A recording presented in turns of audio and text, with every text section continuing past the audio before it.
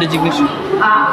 আমি principal Kolkata public academy সতী দাস।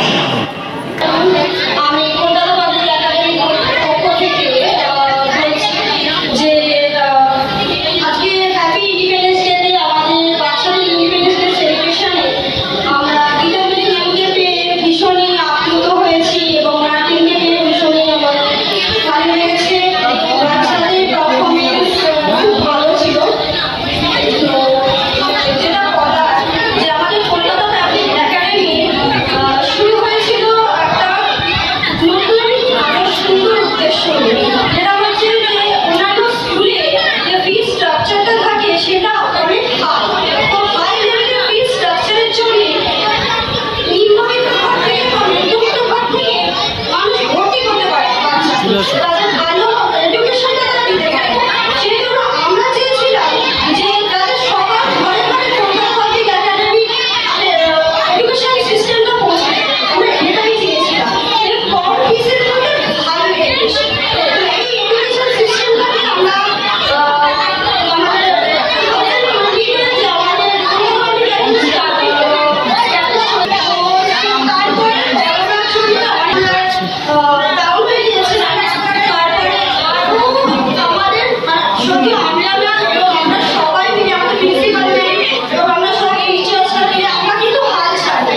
আমরা ফিল্ডে নেমেছি, বাড়ি বাড়ি গেছি, বিভিন্ন জায়গায় গার্জেনদের বাচ্চারা বাবা মায়ের প্যারেন্টসদের বুঝিয়েছি যে দেখুন এখন যে পজিশনে রয়েছি সরকারি স্কুলগুলোতে সেভাবে পড়াশোনা তো হচ্ছে না, তো আমরা চাইছি যে পড়াশোনাটা যাতে ভালো হয়, বাচ্চারা সব কিছু শিখুক, শুধু পড়াশোনা পড়াশোনার পাশাপাশি এক্সট্রা কারিকুলার অ্যাক্টিভিটিসগুলো যাতে বাচ্চারা নিতে পারে এবং গার্জেনরাও যাতে কম ফিসের মধ্যে সব কিছু তারা বাচ্চাদের শেখাতে পারে আমাদের স্কুলে, সেগুলো আমাদের সার্বভৌম লক্ষ্য ছিল।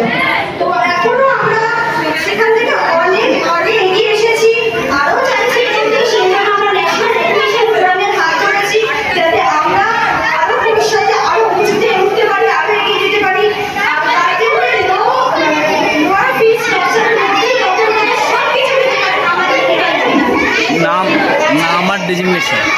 এইটুকু বলেই আমি আমার বক্তব্য শেষ করছি।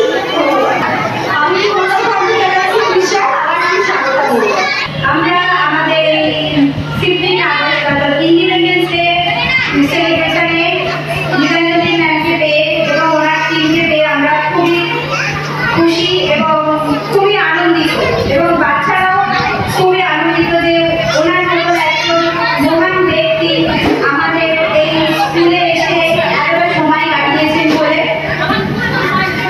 কলকাতা পাবলিক একাডেমি স্কুলে এসে এতটা সময় বাচ্চাদের সাথে কাটাতে, টিচারদের সাথে এবং গার্জিয়ানদের সাথে, সেই জন্য আমি খুব ওনার কাছে কৃতজ্ঞ। আর আমাদের স্কুল শুরু হয়েছিল, ম্যাম আগেই করেছেন, আমিও বলছি, একটা খুব কি বলবো দুর্ভিক্ষ করোনার টাইম, সেই সময় মানে আমরা কেউ বাইরে বেরোতাম না, এমনই হয়ে গিয়েছিল। সেই সময় ম্যাম ম্যাম চালু করেছিলেন এই কলকাতা পাবলিক একাডেমি স্কুল।